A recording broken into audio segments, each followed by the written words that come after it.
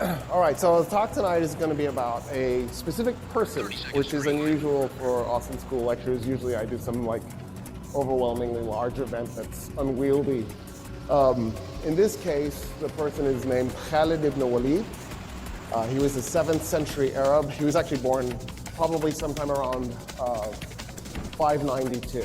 So end of the 6th century, but most of his life was in the 7th century. And experiences taught me, and for those of you who've had me before, that I should never start my stories at the beginning. I need to start my stories way before the beginning. So that's what I'm going to do. And that's in part because I want to make sure that I ground him firmly in the period that he's in. Like I want to make sure that there's a good understanding of why what he does is so interesting, and also just sort of a sense of why it matters.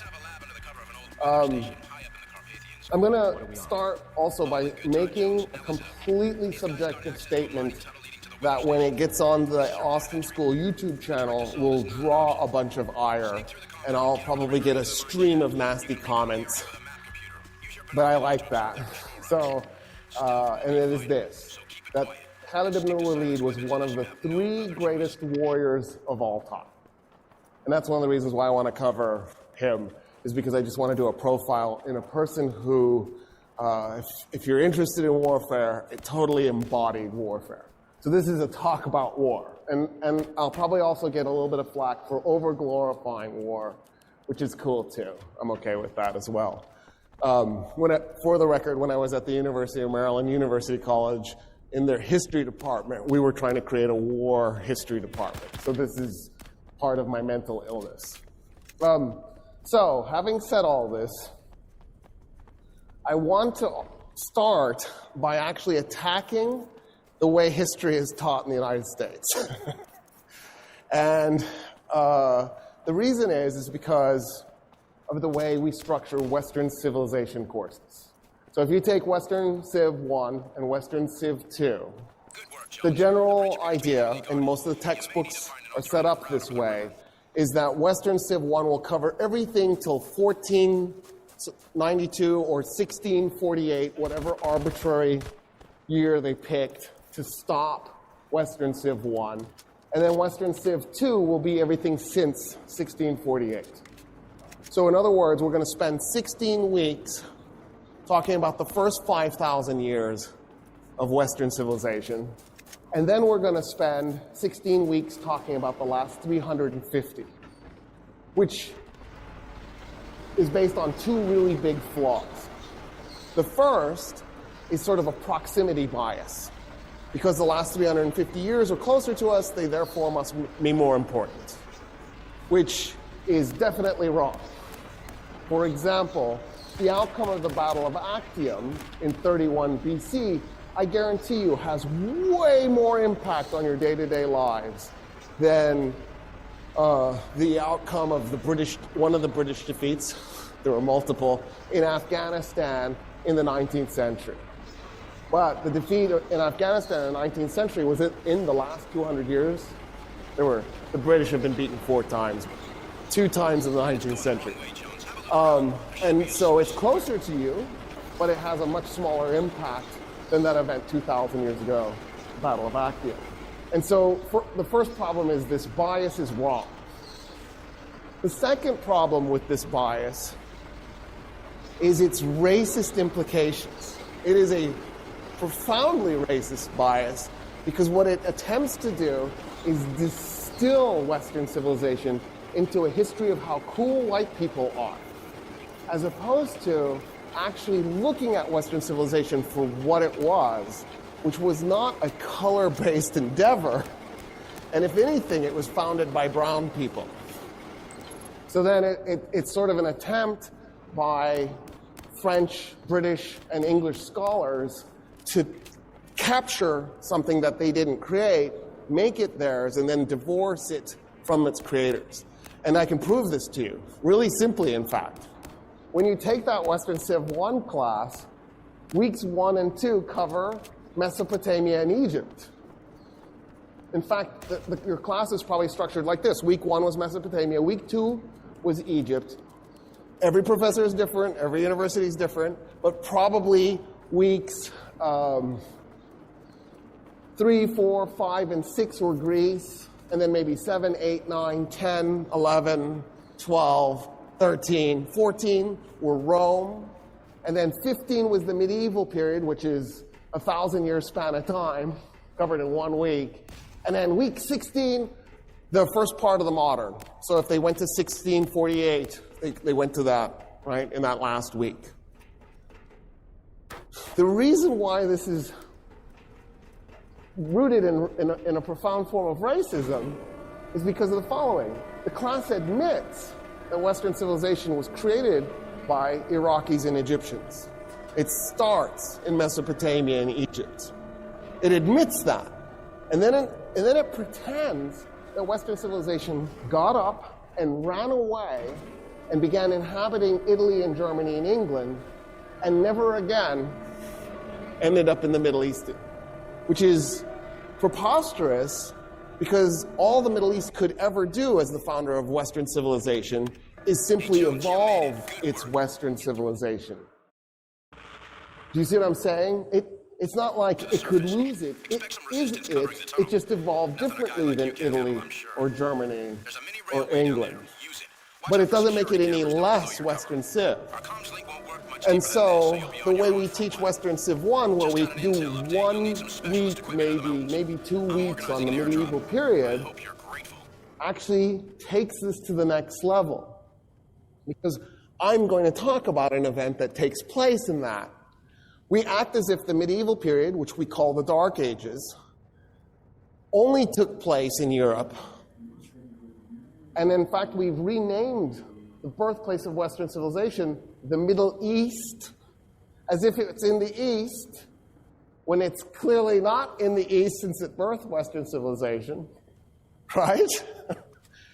And then we ignore everything that was happening in the Middle East during the medieval period. And let me just give you an idea of what was happening in the Middle East during the medieval period. So while Europeans had no indoor plumbing and no paved roads, and their life expectancy was 40, and the way they took care of their waste was they would do it in a chamber pot and fling it into the street, the Middle East had indoor plumbing that brought fresh water in and took sewage water out. The Middle East had streets that were lit up at night with oil lamps. In part because I want to set the mood, show you the technology that was available at the time, and then tell you why what follows. It's the Battle of Karhay. I didn't actually...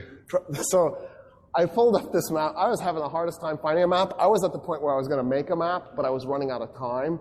And then I thought, you know what? I got to find something. And I kept digging in the Googles. And I believe this is the man who made this map is Polish. If you're not Polish, I'm so sorry. I just guessed. But it's okay because most of the names are in either the Persian names or the Roman name. If I'm wrong, forgive me, but it's somewhere right in there. So what is today the southern end of Turkey, a little bit to the east, just north of Syria. The reason that battle took place is because of what a guy named Gaius Julius Caesar did. You guys incorrectly call him Julius Caesar. Caesar, I'm going to do it too, because it's fun. Who doesn't like to mispronounce things on purpose? Caesar decided his family was going bankrupt, that the best way that he could solve the bankruptcy was to start an illegal war with the Celts living in Gaul, conquer them, and then plunder their resources and enslave them. And so that's what he does. And he becomes fabulously wealthy, and he saves his family from bankruptcy. He was part of a secret illegal arrangement with 2 other men. The 3 men were in the Senate. There were 2 patricians and a plebeian. The Senate always wanted a plebeian on board, and the plebeian, of course, was Pompey Magnus, the most famous plebeian to be in the Senate. And then Caesar, who was a patrician, and another guy named Crassus. Nobody ever remembers Crassus. Crassus and Pompey hated each other's guts, And there was a little bit of fear that maybe a civil war would break out. So to prevent the civil war, Crassus, Pompey, and Caesar got together and created this secret little power arrangement so that they could control the Senate, and then basically the three of them would rule Rome, and everybody would pretend somebody else was doing it. Isn't that cool? Crassus sees what Caesar does, sees how wealthy Caesar becomes, and goes, "Whoa, I want this." Crassus was the governor of Syria. So he thought, what's the nearest rich place I can go conquer? And he went, it's Persia, let me attack it. And so he took 40,000 Romans, and they marched from Syria into the Persian Empire, and they met at Carthage. 40,000 Romans. Well, look who's back. 32,000 infantry, and they were heavy infantry, right? Think of Roman legionaries with their interlocking shields and the spears called pilum, and they had a little gladius, a little short sword, and they would march in tight ranks, heavily armored. They were basically just a giant human wall, pointy human wall. They had the spears sticking out. And then about 4,000 light cavalry and about 4,000 medium cavalry. And they went. And they meet the Persians at Carthage. They meet 8,000 Persians on horseback, 8,000 infantry, cavalry, which is what they had. They had 8,000 cavalry. And the Persians that they met were light cavalry with bows and arrows. So the Romans are like, oh, we got this. 40,000 versus 8,000, what are they going to do, shoot arrows at us? So the Persians ride up, and they fire arrows from horseback. And the Romans were like, okay, testudo. Testudo is where you take the shields, they interlocked. You could connect them together. And so they locked them together this way, and then the row behind them held the shields up like this, and then the row behind them held their shields up so that they interlocked to make a roof and a wall. And the Persian arrows bounce harmlessly off the top. It probably sounded loud, but otherwise nobody's injured. And so at this point, the Romans are chuckling. They're like, what are you going to do? Just keep doing that? You'll run out of arrows eventually. And so then the Romans march forward slowly, and then Persians turn around and fire another round of arrows at the Romans, and then they ride off. So now the Romans think, okay, well, let's chase them. So they go out of testudo, because you can't run like this. You can't run holding a fort in the air. You need to lower your shields. So they lower their shields and they take off on foot running. And they're chasing the 8,000 Persian horse archers. The Persian horse archers turn around in their saddles and fire backwards. Nobody had ever done that in battle. The Romans are shocked. They're so surprised by the thing, they don't have time to pull up testudo, and hundreds of Romans go down. This rattles the Romans. They're like, whoa, we can't just chase these guys. Okay, we need to be a little more cautious. And the Persians start running up a hill. So now the Romans are slowly following after them. And the Persians turn around and shoot, but because the Romans have slowed down, they go back into testudo, and not many are injured. They don't quite get into testudo in time, so some of them do get injured. And so it slows the Romans down. They're getting a little nervous about all of this. But then the Persians go over the top of the hill. So now the Romans are like, well, we might as well run. They can't shoot through the hill. So they start running, and they run up the hill. And just as they're cresting the hill, to their shock and dismay, the Romans see 1,000 cataphracts. Cataphracts were fully armored soldiers on top of armored horses. The first time Europeans will do that, put a fully armored man on top of an armored horse, is 14 centuries later, at the end of medieval Europe. The Persians were technologically 14 centuries ahead of any European society in terms of heavy cavalry. 1,000 cataphracts was far superior to 8,000 Roman cavalry. because they were tanks. There was almost nothing you could do to them. And they're charging up the hill as the Romans are charging down the hill. So the Romans charging down the hill are trying to stop, and they're shouting to the guys behind them, hey, stop running. But the guys behind them can't really hear them, in part because some of them are on the other side of the hill, but in part because of all the noise. And the guys running down the hill can't stop running, because if they do, they'll get knocked down and trampled to death. And so they're forced to run towards these cavalry units. They can't get into formation, and the cataphracts cut through them like a hot knife through butter. It's a catastrophe. Romans are dying everywhere. The cataphracts get to the top of the hill, they turn around and come back through. They get to the bottom of the hill, they turn around and come back through. The Romans are doing everything they can to try to create order and get back into combat formation, and they can't do it. Eventually, Crassus' son, who is up on the hill, gets identified by one of the Persian warriors. They kill him, cut off his head, stick it on a spike, and jam it into the ground so that his dad can see his head. The Romans are completely disheartened. Crassus comes up with a new strategy, because while the cataphracts are going up and down the hill, the horse archers return, and they're just shooting arrows at the Romans who can't get into formation, let alone go into testudo. And so the Romans are getting hammered by arrows and cut to pieces by these heavy cavalry men. And so he decides, you know what we'll do? We'll just fight this until the Persians run out of arrows. It's always a bad day when your goal is to get the other side to run out of ammo because they're shooting at you. You know what I mean? That went better than I It's expected, also a Joey. really We bad can day verify that ship you when the found is Persians what we're brought after. 1,000 camels The ship you came back with is an electromagnetic loaded pulse chip. with Not the 1,000 arrows each. God knows how many They had 1,000,000 arrows. Luckily, those research And as the Persian horse archers are firing their arrows, the camels just ride up to them and hand them more. We need you to intercept that convoy of For all intents and purposes, 1,000,000 arrows versus 40,000 men, like the Persians had an unlimited supply of ammo. Crassus' strategy is a disaster. And the Persians, 9,000 soldiers, are tearing these Romans to pieces. The only thing that saves the Romans is the sun goes down. And the Persians and the Romans basically call it. They break up into camps to eat and cook and then go to sleep. In the morning, Crassus comes out and he says, let's talk. And the Persian general, his name was Suren. He's on horse. And Suren says there's nothing to talk about. He had a stick with him. He draws a line in the ground. And he says, this side is Persian.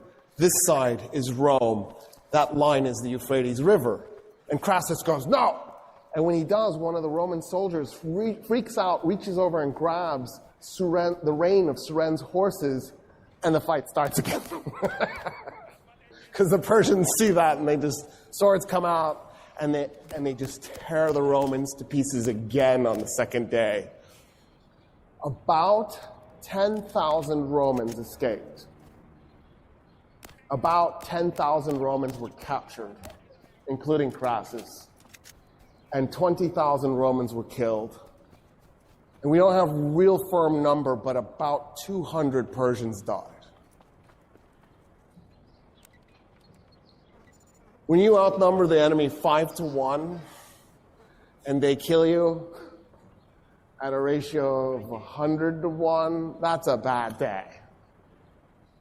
That's a bad day. They wait until the Persian emperor shows up. His name is Orodes. Orodes brings Crassus into his tent. Crassus was wounded. He was in bad shape. The Persian surgeons were treating him because they wanted to keep him alive so that Orodes could have a nice conversation with him. They kept him alive. They bring him forward. They have him get on his knees in front of the Persian emperor. And Orodes goes, the most important thing in Persian culture is to be a good host. You are my guest in the Persian Empire. You came here for gold. I will provide. They pried open Crassus's mouth, and they brought a pot of molten gold, and they poured it down his throat. That event triggers almost 700 years of back and forth warfare between the Romans and the Persians. Just back and forth. If you were to take all the fights and stum them together, the Romans managed to keep, so this is the border between the Romans and the Persians, they managed to keep something like this for most of that time period because the Romans had a fantastic navy in the Mediterranean. So every time the Persians would capture Syria or Palestine or Egypt or Anatolia, the Romans could respond with their navy and deploy troops behind the Persians. And then that made it so the Persians could never really hold any land to the west of their empire. But as a general rule, the Persians usually won. Not always. The Romans sometimes beat up on them. But in the 3rd century, one Persian emperor, a guy named Shapur, beat 3 Roman emperors. And in fact, so badly he captured one Roman emperor with 2 whole intact Roman legions. He was the first Roman emperor ever captured alive in battle. Crassus was not an emperor. He was a member of the Senate, and he was a governor, but he wasn't an emperor. The first captured Roman emperor ever was Emperor Valerian. In case you wanted to know that. Rome gets into really big trouble. In fact, so does Persia. They both get into really big trouble. In fact, all of Western civilization gets into really big trouble.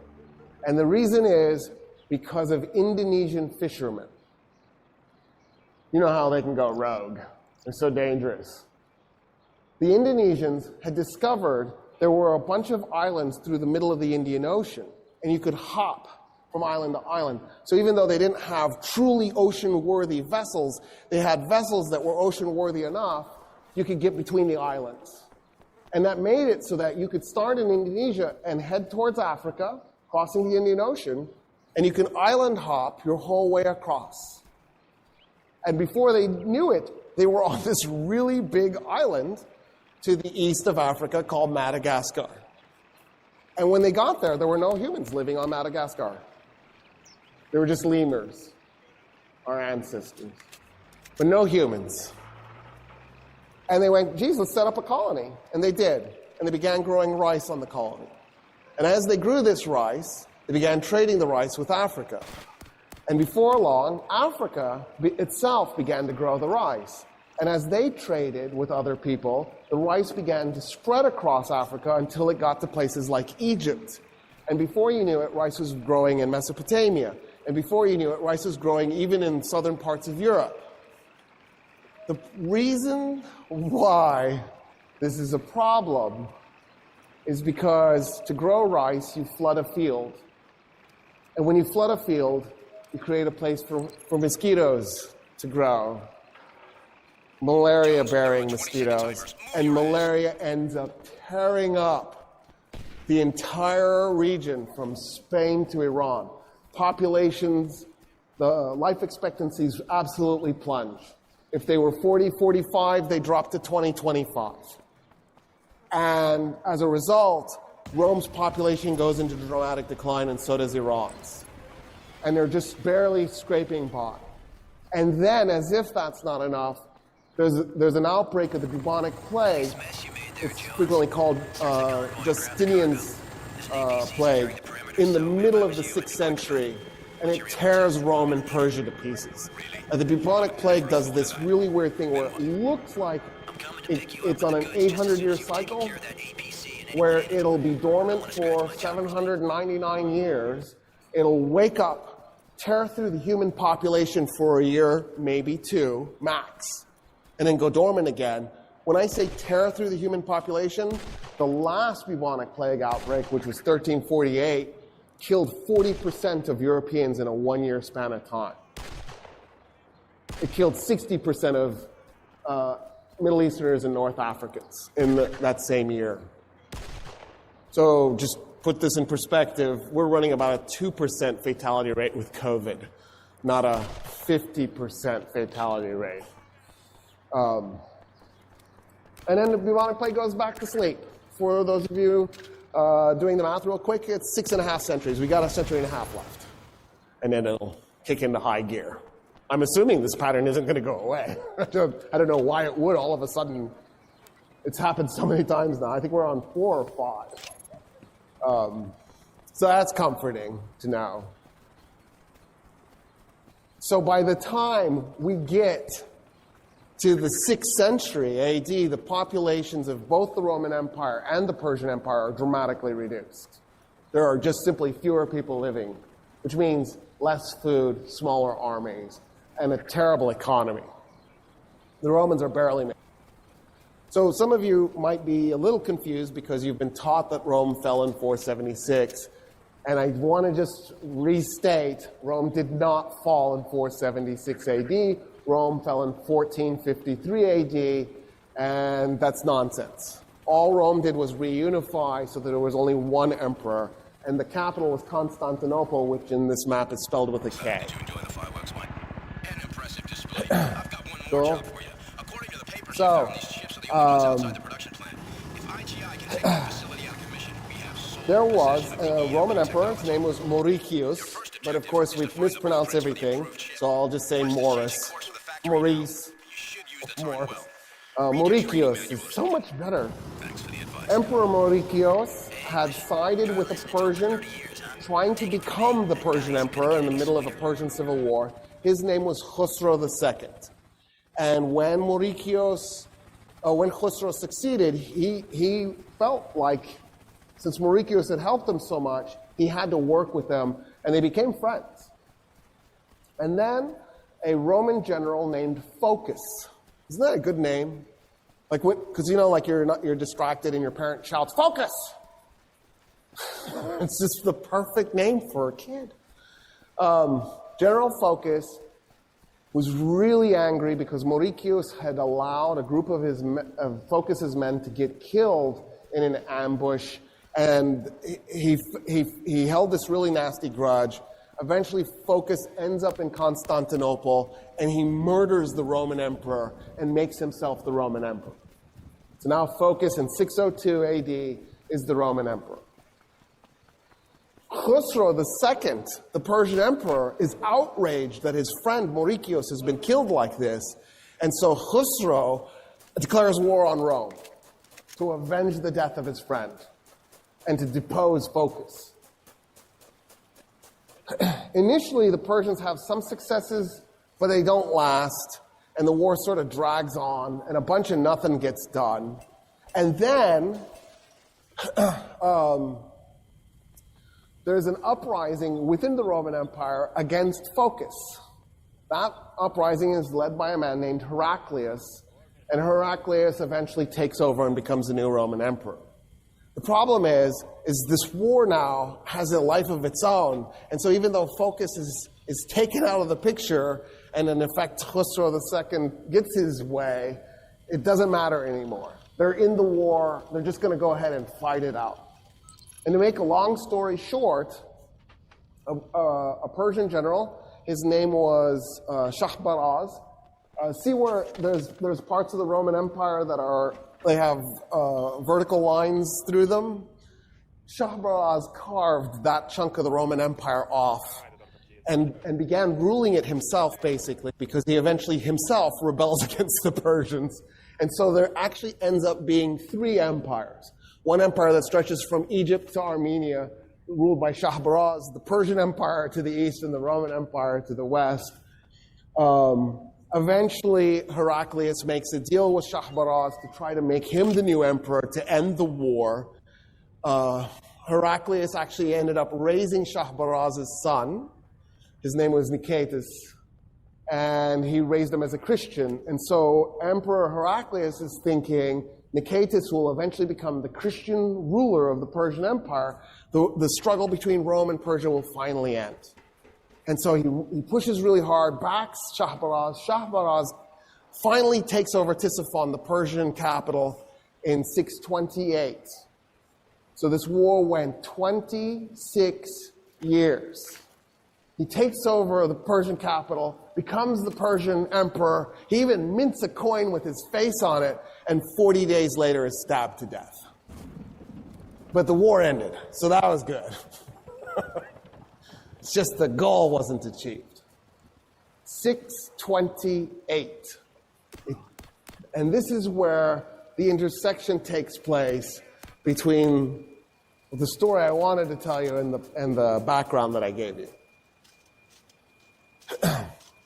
In 610, in Arabia, so if you went right off the map to the south, that's where Mecca is. And Stephen's going to scroll down for us. Right there, where it says Mecca. There is a man who receives prophecy from the Archangel Gabriel, and his name is Muhammad, and he becomes the prophet who will create Islam. I'm not going to give you the whole story, but I just want to make sure that we're clear approximately what we're talking about. In 622, the people of Mecca kick him and his followers out. So for 12 years, he built his religion in Mecca. He's kicked out by the Meccans who hate his religion, in part because they're worried that his religion is going to interfere with their prophets, but also his religion might replace their religion. When the Prophet Muhammad created Islam, his original goal was to take Christianity and Judaism and reunite them. He believed that it was an accident that Judaism and Christianity got separated, and he believed he had received the word of God to fix that and put it back together. But as time goes by, he concludes that the Christians and the Jews don't want anything to do with his new religion, and he realizes he's created a third Abrahamic religion, and it's separate. He ends up in 622 doing the Hijrah, which takes him to Yathrib, which on this map is spelled Yatrib. And the people there in Yathrib take him in, and eventually the city gets renamed Medinat al-Nabi, which means the city of the prophet. Today we just call it Medina. So if you look at a map, you won't see Yathrib on there, a modern map. You'll see Medina. That's that city. In 625, the Muslims are going to have a fight with the Meccans, a battle, Uhud. And the Meccans beat the Muslims. In 627, the Meccans attack Yathrib, and they fight a battle called the Battle of the Trench. Khalid ibn Walid was a soldier in both of those battles. In 625, he was there when the Meccans defeated Muhammad and the Muslims, and he was fighting for the Meccans against the Muslims. In 627, he's there again at the Battle of the Trench, where the Muslims defeat the Meccans. Afterwards, and we don't know exactly when, but within 2 years, he switches sides and he converts to Islam. In 629, that's why I know it's within 2 years, he's marching with soldiers from Yathrib north. So see where it says Petra? Go to the east of that. There's a city called, or a town called Muta. What's going on? And he marches towards Muta with this army. 3,000 Arabs, 3,000 Muslim Arabs. And their goal is to attack the Roman Empire, because they're in it. I think I'll survive. See where it says Bani Ghassan? The Ghassanids were Christian Arabs who fought for the Romans. Where it says Banu Allah, those were Christian Arabs who fought for the Persians. So I'm going to have to be careful here when I say Arabs. So I'm going to try to remember to say Muslim Arabs so that you know I'm not talking about the Christian Arabs fighting for the Romans or the Persians. Right? But for the record, there are Jewish Arabs too in the whole mix, just to make it really complicated. In any case, they march to Muta. The Romans find out there's this Muslim army coming towards them. They don't take it very seriously, but they take it seriously enough. They dispatch a force to go meet them. We don't know the exact size of the Roman force. I would bet you like a dollar, maybe $1.10, that it was about 10,000 soldiers. Sources from the time period said it was 100,000. I find that really hard to believe because the Romans were having so much trouble fielding a force. But why would you bring 100,000 men to fight 3,000 men? It seems unlikely. But anyway, the number is probably 10,000, maybe 20,000. It's not 100,000. So the Arabs are deployed, the Muslim Arabs are deployed against Christian Arabs who are fighting for the Romans. And the Romans outnumber them probably 3 or 4 or 5 to 1, maybe 6 to 1, maybe 7 to 1. It's bad. And they fight instead of running away like they should have. And they get the crap beat out of them. And the Muslim Arabs are just in bad trouble, and they keep retreating. One commander after another dies. Finally, the last commander turns to Khalid ibn Walid and goes, I want you to figure out how to get us out of here. And hands him the banner to put him in command of the Arab army, the Muslim Arab army. And what Khalid ibn Walid does is he'll take soldiers and he'll give them a banner. And he'll have them sneak around a hill at night. So they're behind the hill. And then, in the daytime, he'll have them come over the top of the hill. And then when they arrive where the Arab army is, he secretly sneaks them another banner. They sneak around the backside of the hill, and then they'll come over the top of it again. And then he gives them another banner, and then they'll go around the back of the hill, and they'll come over the top. So the Romans watching this are like, man, look at all the reinforcements they're getting. And it was just the same group of guys that just kept marching in a circle around this hill. And then when the sun went down, he would have each man set 5, 10 campfires and then try to keep walking around in front of the campfires. So the Romans watching it would not only see a bunch of campfires, they would see all these men walking in front of the campfires. And he just kept doing these tricks. And what it did was it kept the Romans from attacking, because the Romans thought, man, I don't know how big that force is. There's so many of them. And he kept doing this until he finally got far enough away from the Roman army, he could just tell his men to run, let's run. And they ran. That is the only battle Khalid ibn Walid was in command of where he didn't win. It was the first time he was ever in command, and he was put in command after they had already lost, in circumstances that were impossible to win. The Prophet Muhammad will eventually capture Mecca, and when he does, he'll own the western part of Arabia and the very eastern part of Arabia, but not the rest of it. And this is important because Arabia had never, ever, ever, in its entire history up until that moment, been ruled by a single political entity. The Arabians had never ruled Arabia. The Persians had never ruled Arabia. The Ethiopians had never ruled Arabia. The Romans had never ruled Arabia. At one point, the Ethiopians had captured a piece of Arabia, the Yemen. And then, of course, the Persians have that chunk over there in the northeast, and the Romans had that chunk in the northwest.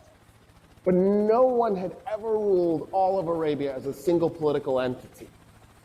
The closest anybody had come, in fact, was the Prophet Muhammad. When he died in 632, he had gotten such a big chunk, he probably had about 40% of Arabia. He was replaced by a guy named Abu Bakr. Abu Bakr didn't take the title king. He didn't take the title emperor. He took the title follower of the messenger of God and became the ruler of this Muslim-controlled chunk of Arabia. He made 2 armies. He sent one army from Yathrib due east, and he sent the other army south to Yemen. And his goal is to finally, once and for all, conquer Arabia and rule it. And actually, he was ruling from Mecca at that point. Good to see you too, Senator Lenihan. The guy he put in charge of his army that went east was Khalid ibn Walid. And Khalid will do a series of battles against a heretic who is claiming to be the real prophet in an event called the Ridha Wars. And Khalid will win battle after battle after battle. And by 633, Arabia is unified. So the campaign started in 632. It took less than a year. And in part because of Khalid's decisive victories in the center of Arabia.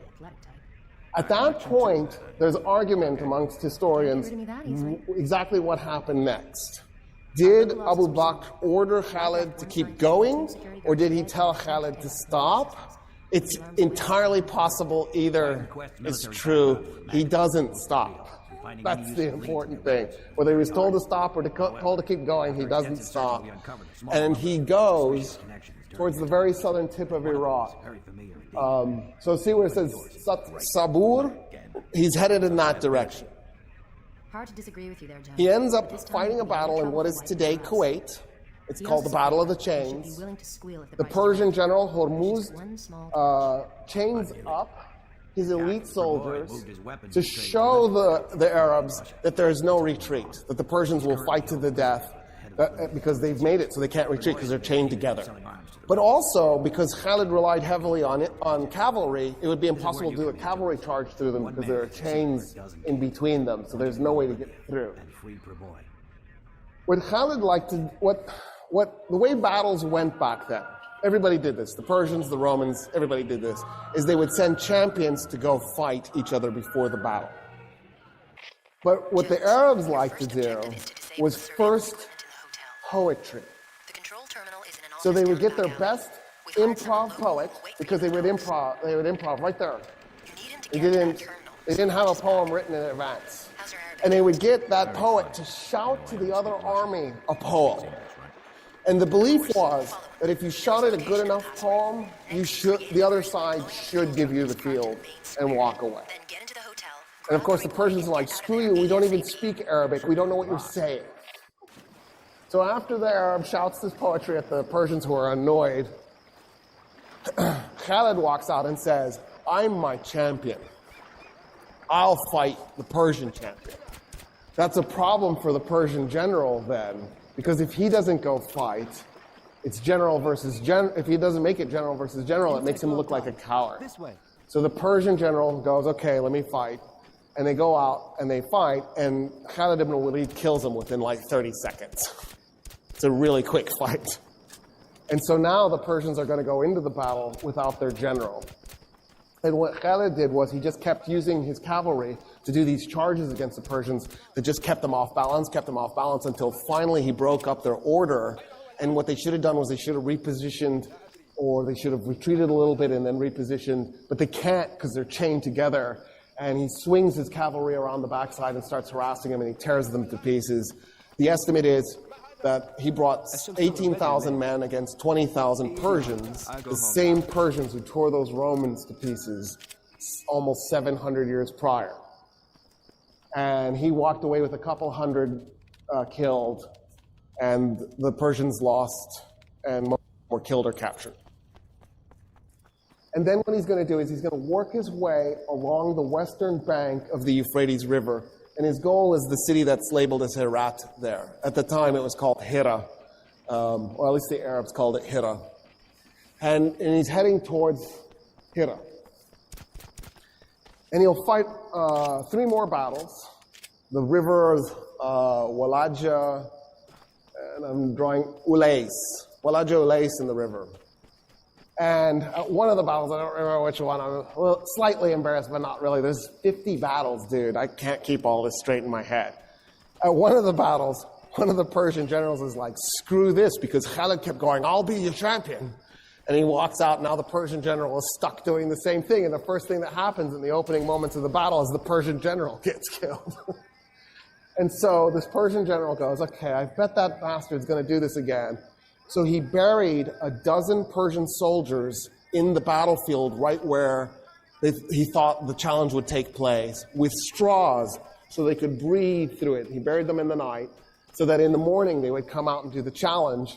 And then what was supposed to happen is once the challenge started, the 12 Persian soldiers would jump up and they just murder Khalid right there.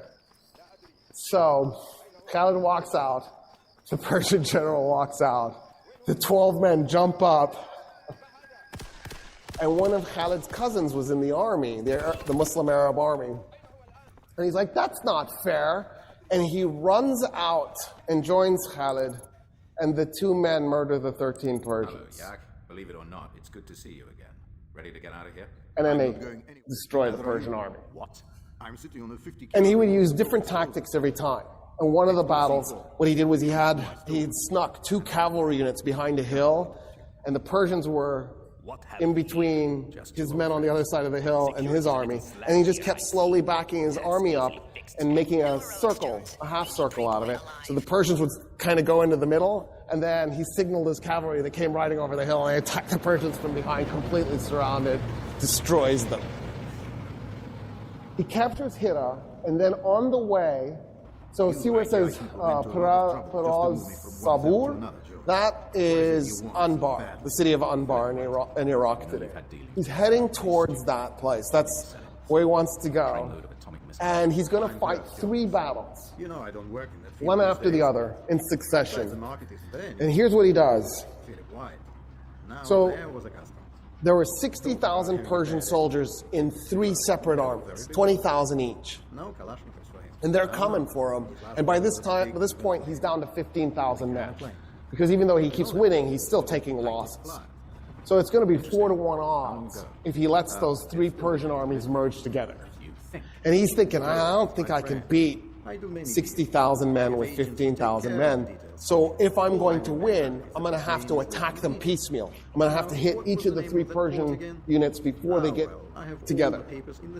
So he races his army as fast as he can towards the first one. But first, he cuts his army into 3 5,000-man units. And he tells them, we're going to arrive at 2 a.m., and he gives them a date, like 2 weeks in advance. And he says, I need you at this location, at this time, on this day. Go. And they take 3 different paths, and they're going to come at this Persian unit, and he's guessing where he thinks that Persian unit will have arrived to by that point. I challenge you. This is my challenge. 3 of you and 2 of your best friends, get into 3 separate cars, and you can use GPS. Pick a spot somewhere on the other side of the U.S. because it needs to be a long road trip, right? 3 days. I'm not even going to make it 2 weeks. Just 3 days. So I don't care where you want to go, Washington or the other Washington. Either way, it'll work out to be about the same. But make the 3 of you take 3 separate paths and then time it so that you arrive at the exact same moment. Bet you can't do it. Now take away GPS and navigate at night, trying to guess where you think the enemy army is going to be.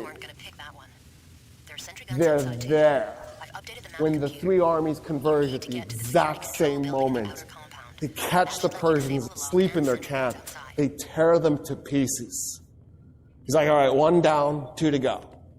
He looks at his men and he goes, this is where the Persian army is the next one's going to be. And he tells them, I want you there this day, this time. Go. 3 different ways. And the 3 units charge as fast as they can. And they get there. And the Persian army is there. And he destroys that one too. And he tells his men, all right, we got 1 more. 1 more. And go. And they arrive at the right time, on the right day, in the spot where the Persians were at night. And they wiped out the 3rd 20,000-man unit with almost no losses. They dispatched 60,000 men in a maneuver that I bet a contemporary military force would never be able to execute, let alone 3 times in a row. Insane. It shouldn't be doable. He gets to where it says Dura. That's the city of Firaz. Firaz was the border between the Roman Empire and the Persian Empire. The Persians and the Romans hated each other's guts. They had been fighting each other 628 plus 52, right? It was 53 BC, the Battle of Karhae, but there's no year 0, so you have to subtract 1. That's why I'm doing 52. So what is 28 plus 52? 80. For 680 years, the Romans and the Persians had been fighting each other. Can you comprehend 680 years of warfare? Like, I don't even know what that means. What does that even mean? By the time Khalid ibn Walid gets to Firaz, the Persians and the Romans looked at each other and went, you are no longer the enemy. We have a new enemy. I don't know where these guys even came from. Because you have to remember, at this point in time, the Persians had been an empire for 1,200 years. And the Romans had officially been an empire, calling themselves an empire, for 600 years, but they had been imperial for the 300 before that. Because even before Rome was an empire, it owned Spain, it owned North Africa, it owned Syria, it owned Turkey, it owned Greece, right? And so you have 900 years of imperial history for the Romans and 1,200 years of imperial history for the Persians. There's 21 centuries between those two empires. And they're also technologically the most advanced civilizations on Earth. And they had massive populations compared to the Arabs. They're down because of malaria, but the Arabs don't have any rivers. They don't have the agricultural capacity to support large populations. The Arabs are outnumbered, they're out-technologied, they're out-moneyed, they're out-experienced, they're out-equipped. And Khalid, in 1 year, has captured Iraq. Our military was there for 8 years. We didn't capture anything. We captured IEDs in the face.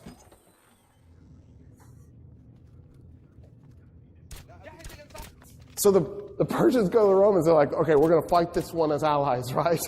And the Romans are like, yes, yeah, we're good. Because in the meantime, an Arab army has attacked from this side and is trying to get to Jerusalem.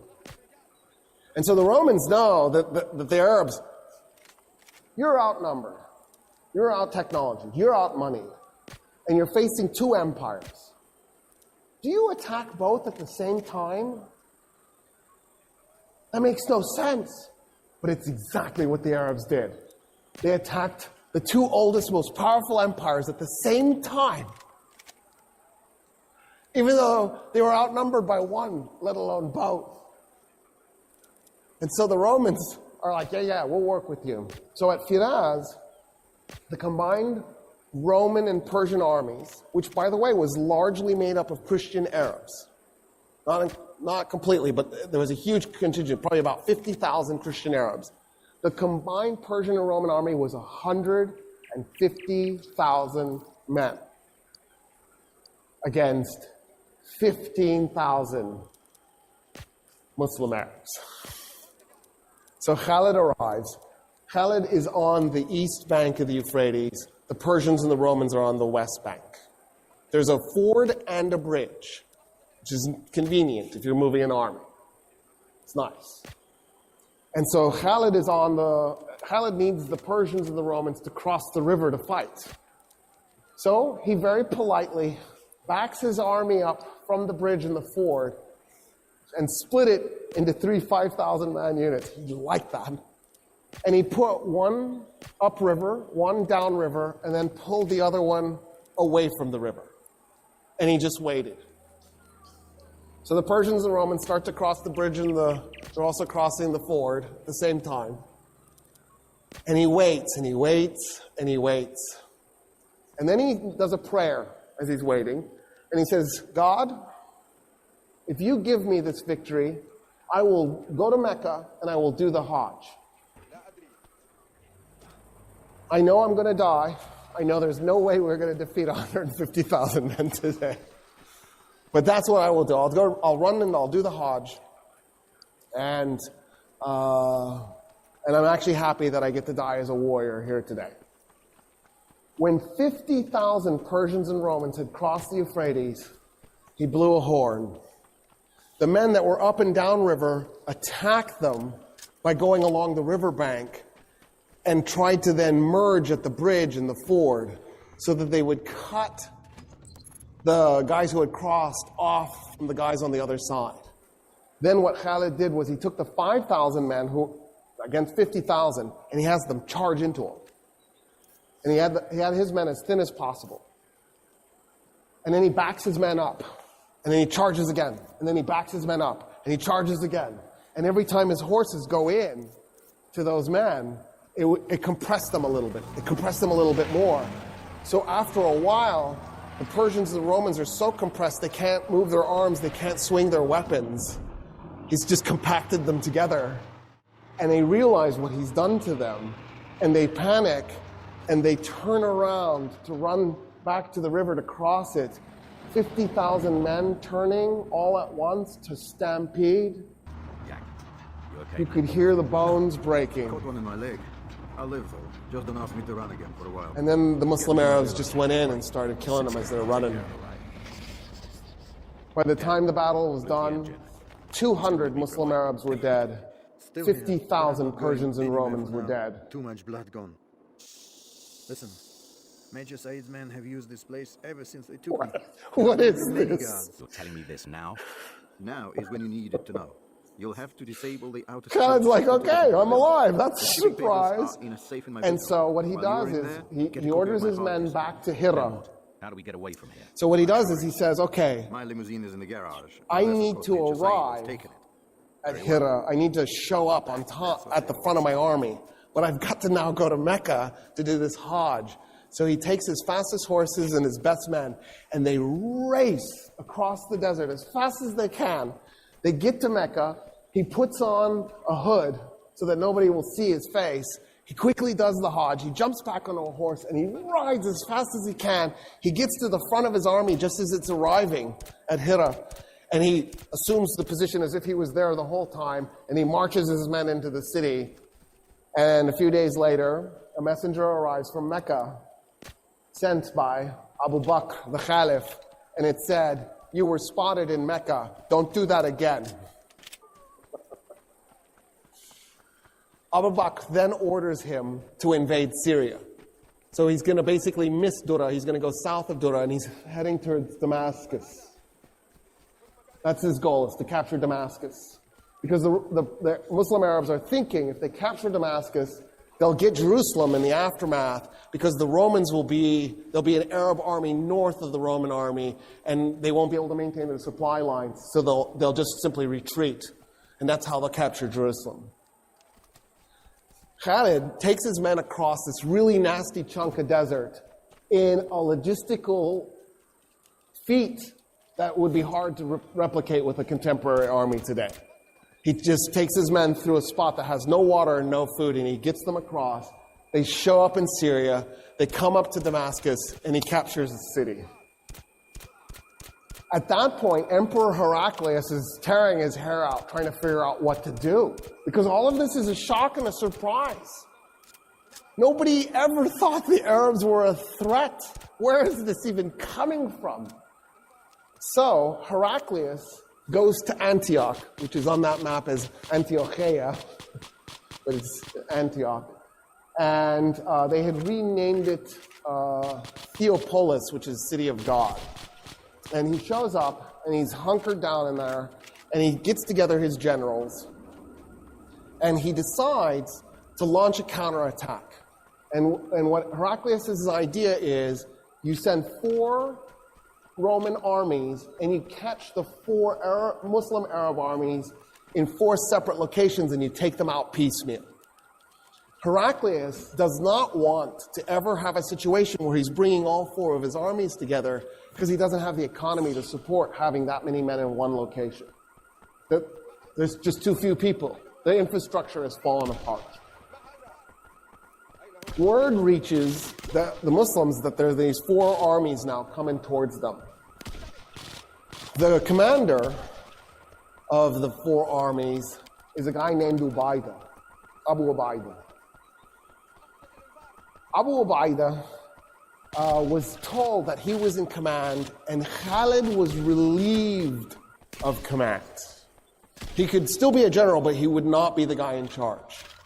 And the reason is because the new Caliph, Abu Bakr, only lived 2 years as Caliph. He's dead. He's replaced by a guy named Umar ibn al-Khattab.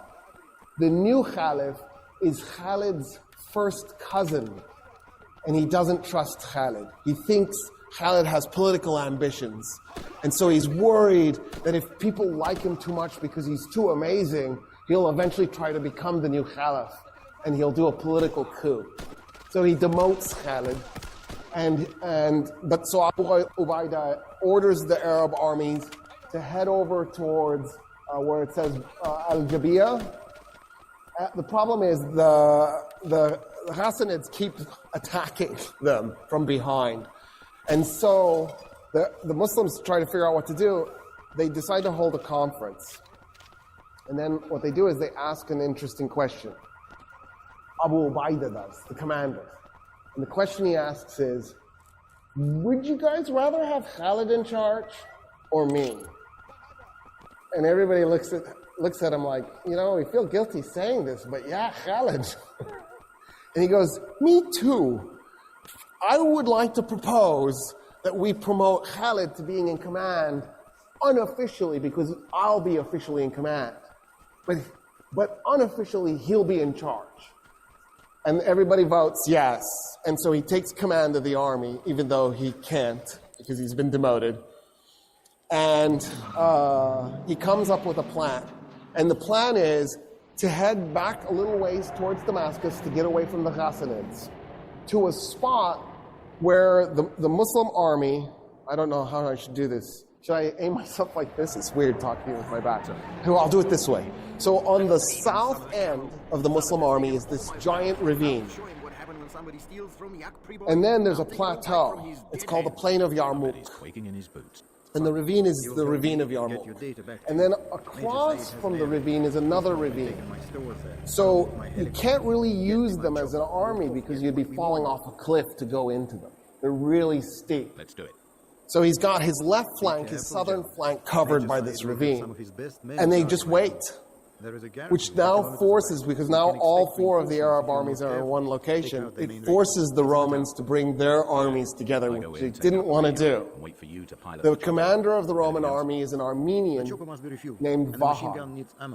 But a huge chunk of this Roman army, probably about a quarter of it, was actually made up of Arabs, Christian Arabs. So this is going to be an Arab versus Arab fight at some core level.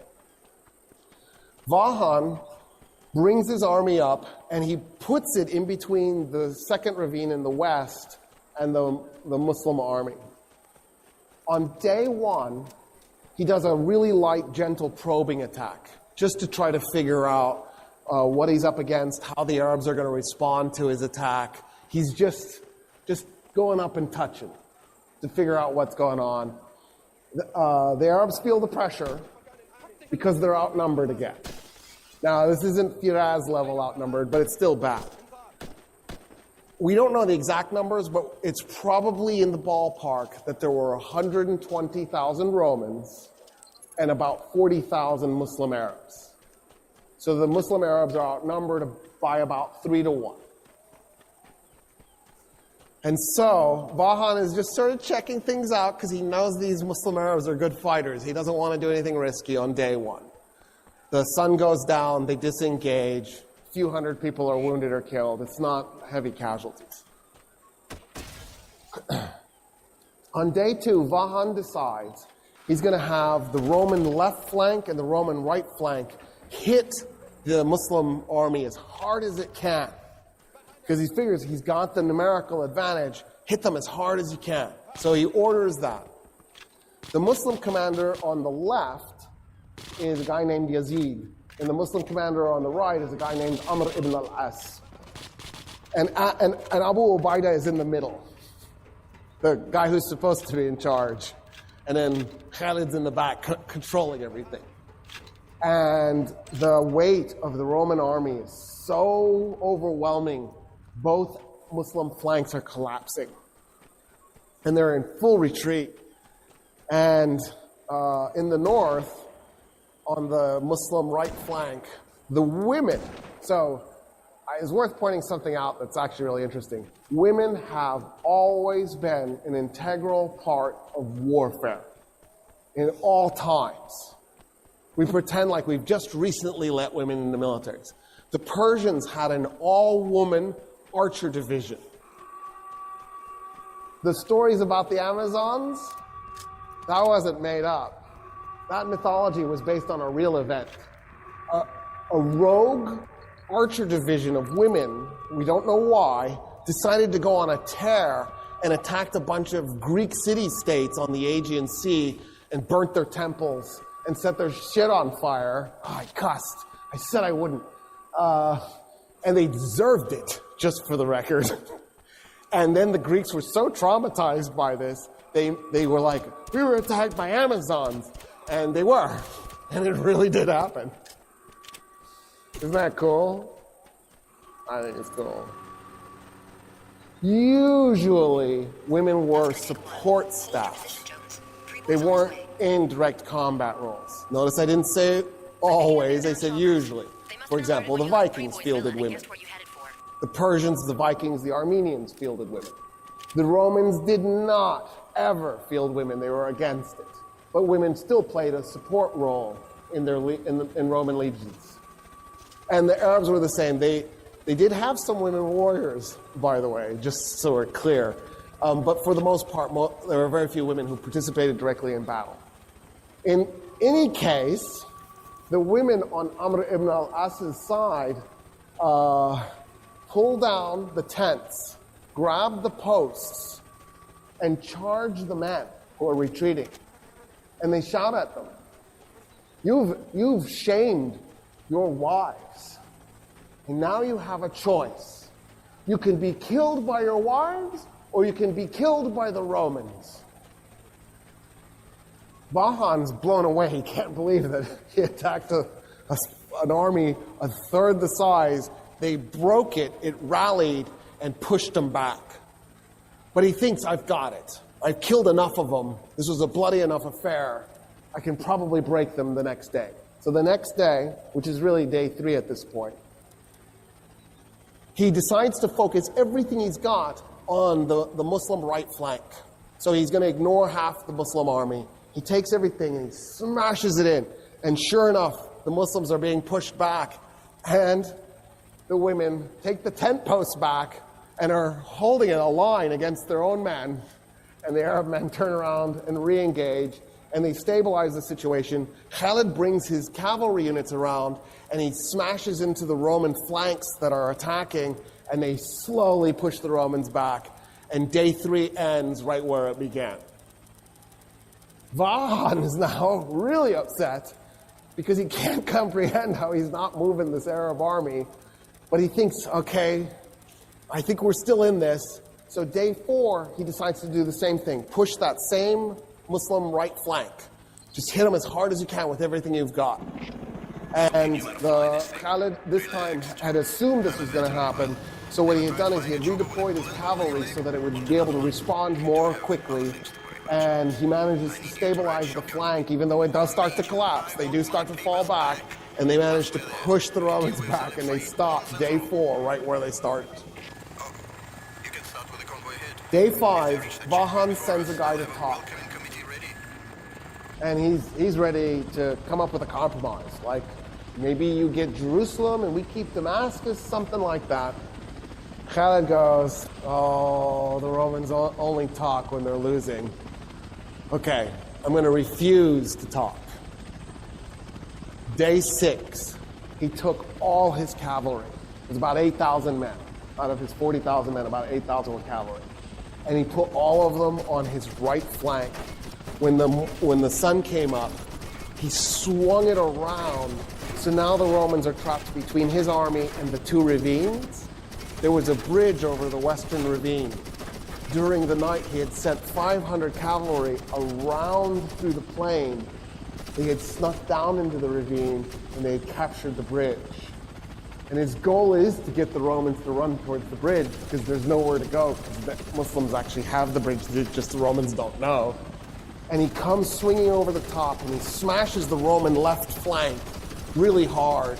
He breaks the Roman cavalry unit that was there, and he breaks the Roman army that was there. It's the cavalry unit and the army start to retreat. They're running in 2 other Roman units, sending them into disarray. And then the Romans try to respond with heavy cavalry. Vahan sees what's happening. He organizes cavalry. He draws it in, but it's heavy cavalry and it's slow. Khalid comes in with his light cavalry and he attacks them before they can get into formation, destroys them. Then he takes his cavalry and he slams it into the back of the Roman army. It breaks and goes into full retreat. And that's how he took 40,000 men against 120,000 men at Yarmouk and destroyed them. Vahan got away with a cavalry detachment. Khalid grabbed his fastest horses and his best men, and they took off and they chased General Vahan. And they caught up with him just outside of Damascus. And Khalid lets his men tear up Vahan's men. until the only man standing is Vahan. And Khalid had told his men, don't touch him. And then he comes up to Vahan and he says, you are a man, a man's man.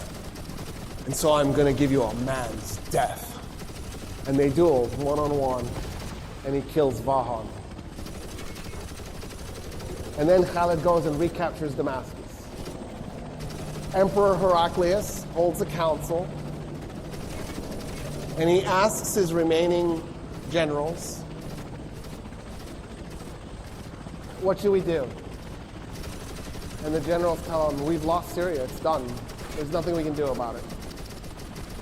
And so Heraclius gets on a ship, and he says, farewell, Syria. You have been a lovely province, and now you will be a lovely province for the Arabs. And he withdraws. And that was the last time, second to last time, there was a Roman army in Syria. They'll get in one more time, but they don't really keep it for long. Khalid and his army now return to Jerusalem, which on this map is Hiroshima, in case you were wondering. And when they get there, the Romans have largely abandoned it. The Roman military has. But there's enough people manning the walls that you can't get in. So the Arab army is stuck outside, trying to figure out how to get inside so they can capture this holy city. The Archbishop of Jerusalem, a man named Sophronius, by the way, a Christian Arab, a loyal Roman citizen, indicates he's willing to negotiate, but only with Umar ibn al-Khattab, the Caliph. Well, the Caliph is all the way back in Mecca. It'll be weeks before he can be sent for and then return. So they come up with a scheme. And the scheme is, since Khalid is Umar ibn al-Khattab's first cousin, he actually looks like him. So they pretend Khalid ibn Walid is the Caliph. They meet with Sophronius, and while they're talking, somebody had actually met Umar ibn al-Khattab, had met Khalid ibn Walid, and knew that was Khalid. And so he tells Sophronius, you're being duped, it's not really the Caliph. It's some other dude. It's that general that's been tearing us up. Sophronius is outraged. He goes, you lied to me. And he calls off the negotiations for the surrender. So now the Arabs are stuck getting the Caliph. Sophronius comes out of the gates weeks later to meet the Caliph because he sees the Caliph's army arrive. And as he's approaching, he sees a man leading a camel at the front of the army.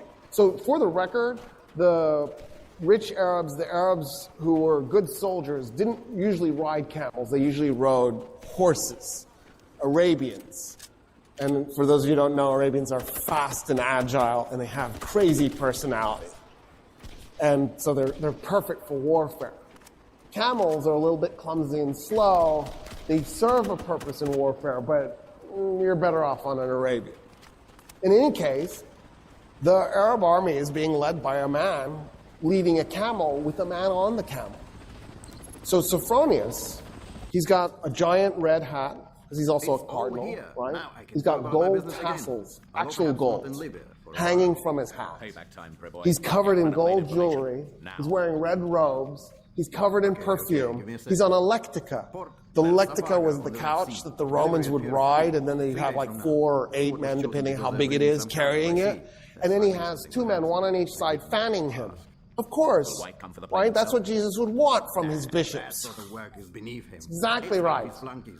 And he's coming out on this lectica being fanned. And he comes up to the guy on the camel, and he says, where's the Caliph? And the guy on the camel does like this. He nods with his head at the guy leading the camel. So Sophronius turns to the guy leading the camel and goes, where's the Caliph? And the guy leading the camel says, I'm the Caliph. And Sophronius goes, dude, you're dressed in rags. The guy's pants were mended multiple times. His shirt was mended multiple times. And he goes, no, I'm the Caliph. And Sophronius goes, you've just conquered Iraq and Syria and all of Palestine minus Jerusalem. Anya, How is it you're so poor? See the ship at the pier? And the Caliph goes, well, why would I collect wealth? We're not doing this war because I'm trying to plunder Once you anything. locate the crates, search them for I'm a humble man with humble needs. I just need good meal. Quest will not be happy to And then Sophronius goes, why aren't you riding the camel? And Omar goes, that's my servant on the camel, and we take turns so that neither one of us gets exhausted. At this point, Sophronius is like, oh, what? Who just conquered us? What are these, Marxists? And so Sophronius gets off the lectica because he's shamed off of the thing. And he says, okay, I want to talk to you about our surrendering the city to you. And the Caliph says, I have an idea. Let's walk to the city, and I'll tell you what I was thinking the terms would be. So we'll start there. The warehouse is And Sophronius goes, yes, of course. sealed off. Time for some drastic And as they're walking, There's a freight crane Omar outside. ibn al-Khattab Use it to says, make an entrance. why don't we do this? All Roman politicians leave Jerusalem. You just go, if you're a politician. So if you're a top bureaucrat, an officer, and you can take anything you can carry. So you can take gold, as long as you can carry. And Sophronius goes, okay, that's reasonable. That's actually more than reasonable. I just assumed you'd enslave them and take their gold. I don't see how anybody would be mad about that. And then what else? And the Caliph goes, oh no, I was thinking that's it. We don't do anything else. And Sophronius goes, wait a minute, I am really confused. So when us Romans capture a city, we enslave a segment, we plunder the city, probably a little bit too much raping too. We might even burn some of it, just for grins and giggles. And then we declare it to be ours. What about that? And Umar ibn al-Khattab goes, no, we're not going to do any of that. No plundering, no raping, no enslaving. We don't do that stuff. And then Sophronius goes, oh, but you're going to seize property in the city. And the Caliph goes, no, we're not going to take anybody's property. We're going to leave the city exactly like it is. The only thing I want to do is eject the Roman politicians with whatever they can carry. And Sophronius goes, there's nothing to negotiate. Yeah, we surrender the city this instant. I don't understand, actually. They walk into the city. Khalid is one of the men following. Amr ibn al-As. All these guys, they're on foot. If they've got their horses with them, they're leading their horses by the reins, right? Because the leadership is on foot. There's no way they're going to ride in. They're walking. And this is a holy city to them. Because Jesus is holy to them. Because the Jews were holy to them. And so they see this as a holy city. Sophronius goes, tell me about your religion as they're walking through the streets. And so Umar ibn al-Khattab starts telling him about Islam. Sophronius goes, it just sounds like a variation of Christianity. I feel like our religions are shockingly similar. And Umar ibn al-Khattab goes, yeah, because they are. We thought we were doing Judaism 3.0. It never occurred to us that we were going to be received as being so different. And he goes, okay, since you've given us such amazing surrender terms, my alarm is going off, and I can't turn it off, and it's so embarrassing. It's telling me to put my kids to bed. I should have remembered to turn it off, but it didn't occur to me. He says, you've given us such amazing surrender terms, and because I feel such kinship with your religion, will you do me an honor? Will you come to my church and pray in your Muslim way next to me as I pray in my Christian way? And Umar ibn al-Khattab goes, never. And Sophronius goes, why? He goes, I'm the Caliph. The first place I pray in Jerusalem is going to become a mosque. The Muslims will take it, and they will create a place of worship for Muslims. and you will lose it. And I don't want you to lose your church. And Sophronius goes, okay. What if we find an empty piece of Jerusalem and we just pray there? And Umar ibn al-Khattab goes, yes, I accept. An empty piece, something that nobody owns. So they go and they find an empty lot and they pray. The Archbishop in his Christian way, the Caliph in his Muslim way, side by side. It is a mosque today, that spot, What the hell are you doing here? commemorating Just the couldn't first keep your place prying nose away, that could the you? first Muslim Caliph prayed in Jerusalem. He me nailed it. He knew what was Take- coming. Take that spare bit of And he edge, saved lock it around his the feet, Church and of the throw him Holy into the water with the rest Sepulchre of the for suit. Christians, because that's the church Sophronius wanted him to pray in.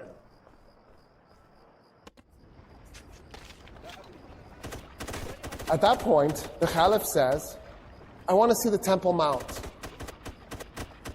And Sophronius goes, why? And the Caliph goes, because it's holy. It's holy to everybody. It's holy to Christians, it's holy to Jews, it's holy to Muslims.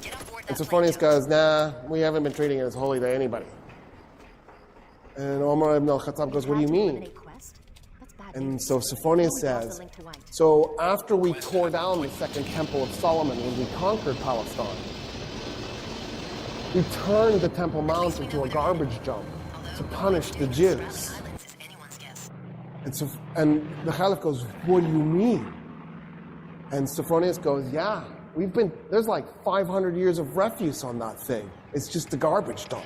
Okay, Jones. Refueling. And he goes, show me. You have the laser They designator. walk up to the Temple Mount, Hopefully you won't need and it. the Caliph can't believe what he's looking at. He falls on his knees, and he begins clearing the garbage by his hands. His army sees their leader on his knees clearing garbage, and they run up, and they start clearing the garbage themselves. We don't want major intervention. And they clear the garbage off the Temple Mount. Just how I like it. The Caliph goes, okay, Intel reports a lot of activity. I want to meet some of the Like Jews sending living in ships here has Jerusalem. grave implications. And Sophronius goes, there are no Jews Error might start a in war, Jerusalem. not just an incident. Be careful. They're going And the to Caliph expect goes, what do requests. you mean there's no Jews in Jerusalem? The city is holy to the Jews. How could there be no Jews? And he says, well, us Christians, we pretty much murder them every chance we get. We really hate White Jews. turned up for the party. In fact, in the war we just did against the Persians, the Jews sided with the Persians. And so we murdered 20,000 Jews in Jerusalem and completely purged the city of its remaining Jewish population. You have three major And targets Omar in ibn the al-Khattab area. goes, They have no, savage this is missiles and wrong. long-range You can't radar do this. systems, preventing any infiltration And from so he air or sea. turns to These systems a must be convert deactivated to or will Islam, not a be Jewish able to provide convert to backup or Islam, emergency evac. and he says, Locate I and need you to sabotage find power me 80 generators, Jewish communication families systems, and the radar. that were willing to Alternative volunteer to checks, once move they to get Jerusalem to see where so we they're can headed. reestablish a Don't Jewish let presence base in the personnel city. we're screwed. Once you've taken out the warning systems, And that's Roger. Jones out. how the Muslims conquered Jerusalem. And that's the stuff that's left out of your history books. Isn't that crazy? Because isn't that an amazing story? After Jerusalem, Omar turns to Khalid and goes, I know you fought at Yarmouk, and I know you impersonated me. I really hate you. You're going to go to Mecca, and you're going to spend the rest of your days there. No more combat for you. I'm retiring you. Yeah, I actually don't think he died in Mecca. He did leave, but he never fought another battle. That was it. That was the end of his military career. He died in bed at age 50. I don't know what was ailing him. Something got him. And his final words were, you cannot put your hand anywhere on my body without touching a combat wound. I am covered in scars. It was my dream that God would let me die as a man on the field of battle. Here I am, in a bed, dying like a cow. And that's where I'm going to end the story.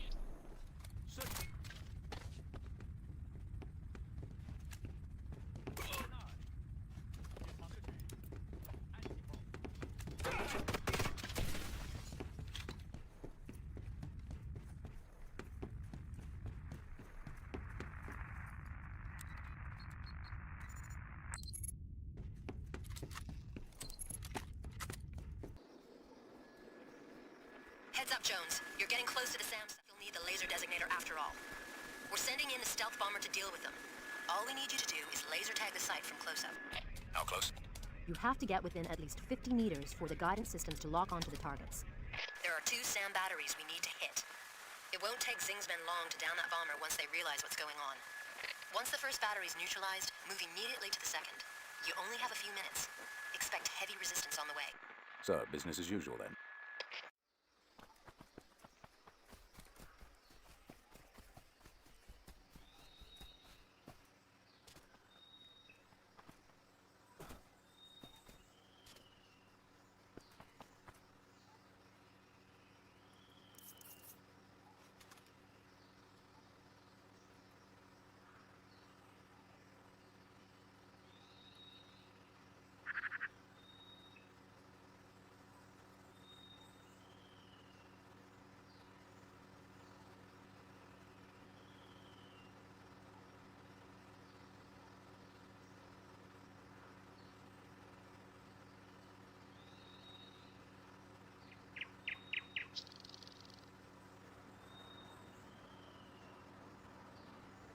Lock on. I repeat, lock on. Beginning a take run. Get the hell out of there.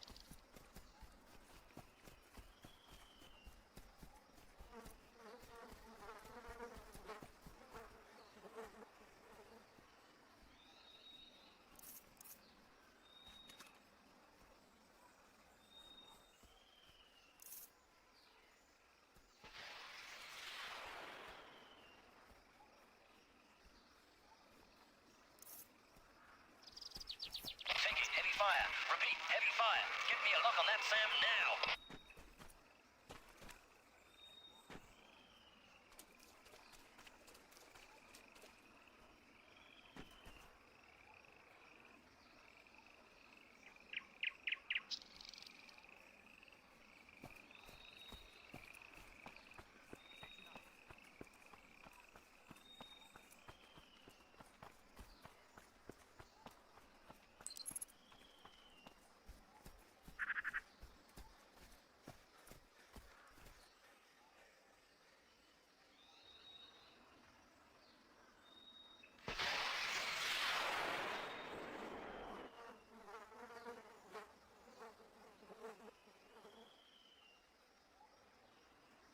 Lock on. I repeat, lock on. Beginning a take run. Get the hell out of there. Nice work. There's an airdrop up ahead. Get over to it. The area's still covered, so watch your step.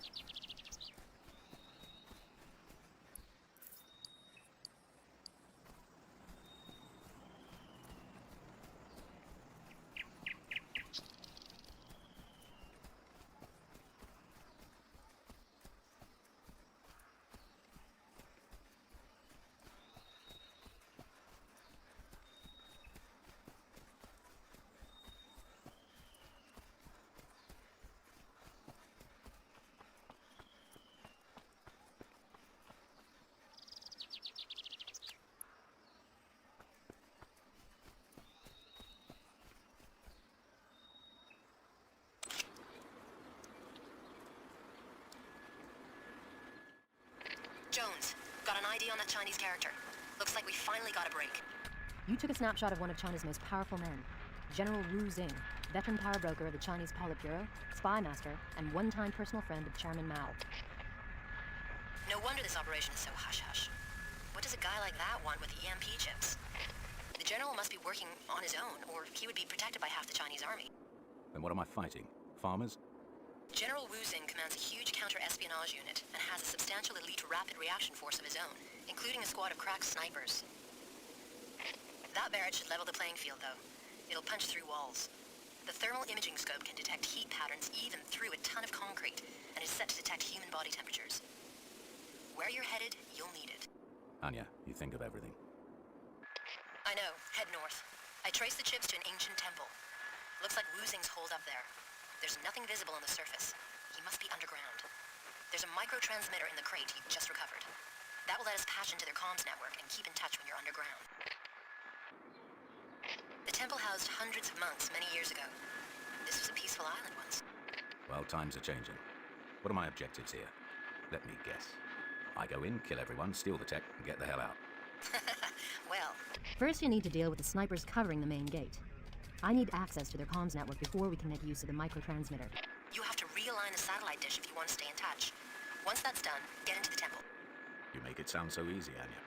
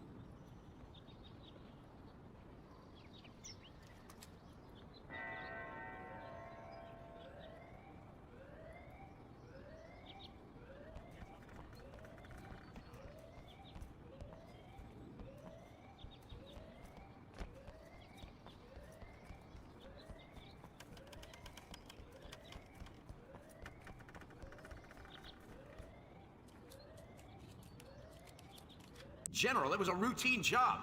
Quest has gone missing and you don't even give a damn? The chips got here and appear intact. Your man is not important.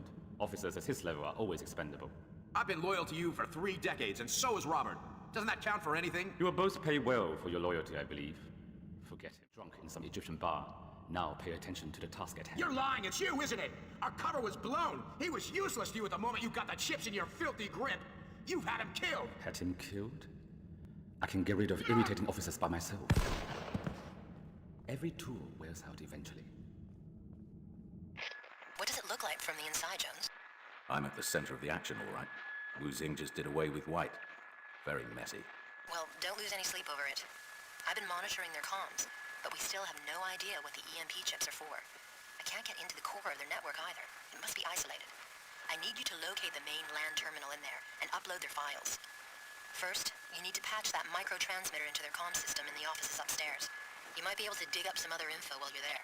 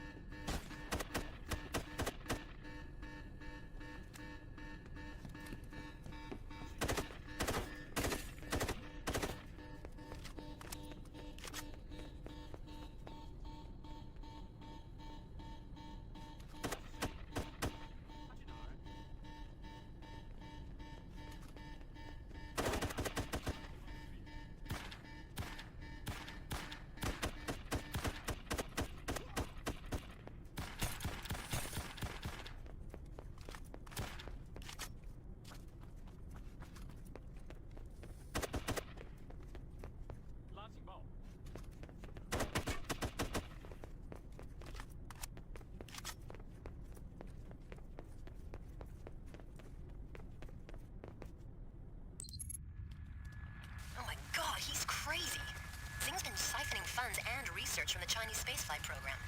He's built a weaponized orbital satellite with an electromagnetic pulse cannon on board.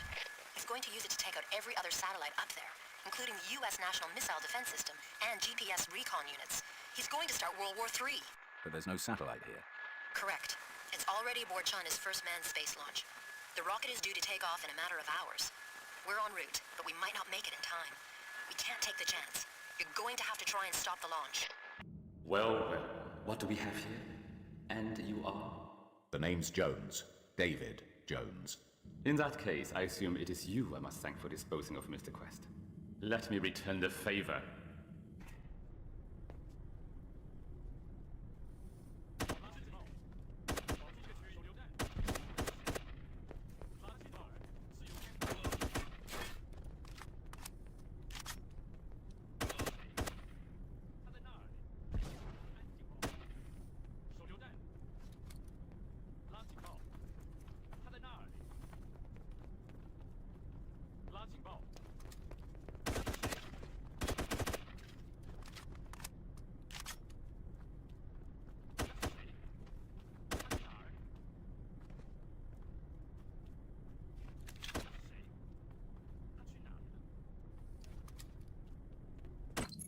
I guess he won't be needing this anymore. Anya? Had me worried there for a while, Jones. Time to get a move on. I've updated the map computer. Get to that launch site. Heads up, Jones. You're getting close. Time for an update. Lenehan says we can't stop the launch. The Chinese had no idea what Wu Xing was up to. We don't want an international incident. This just gets better and better. What's the plan? It's China's first manned launch.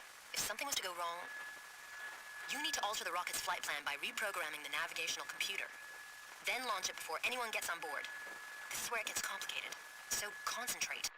You have my undivided attention, as always. Once you're into the facility, infiltrate the flight control center. I've uploaded a sample in Mandarin to your map computer. Sabotage the radar and use the sample to call the technician out to it. When he opens the gates, get in quick. Once inside, locate the access codes. They will let you hack the launch control computers. There should be 2 terminals. One's the nav unit, the other will lock out the launch control. Then how am I supposed to launch the rocket? Manually, of course.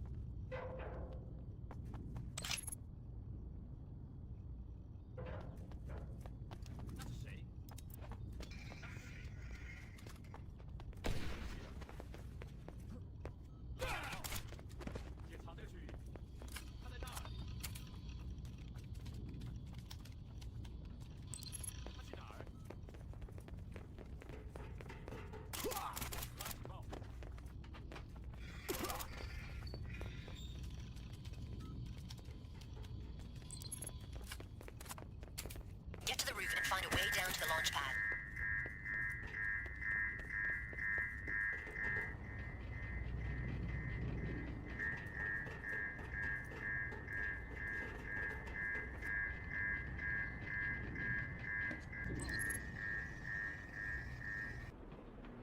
You have to move quickly.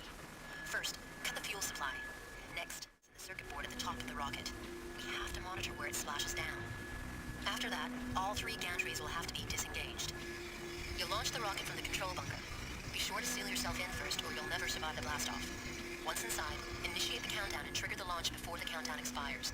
No backup then? Of course not. Business as usual.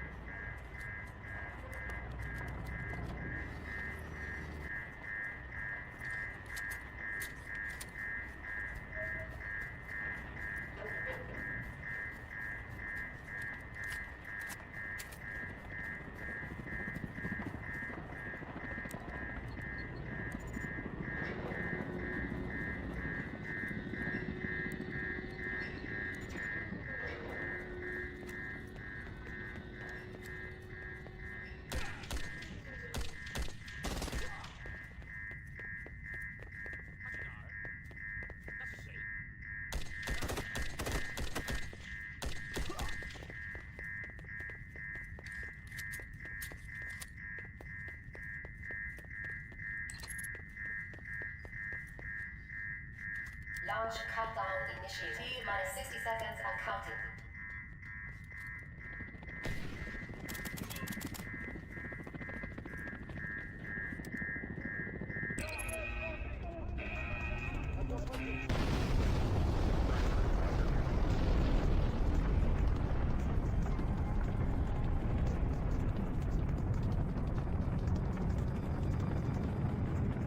Job done, now do yours. What's my route out of here, Anya? Anya? Congratulations, Jones. We're in your debt. Again. Sit tight. Whatever you're up to then, and make it quick. All hell's breaking loose out here.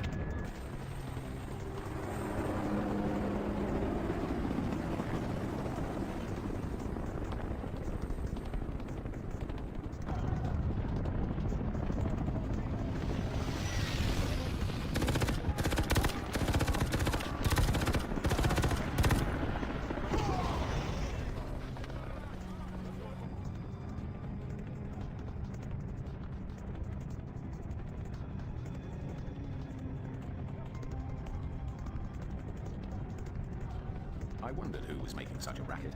What would I do without you, Anya? Someone's gotta take care of you.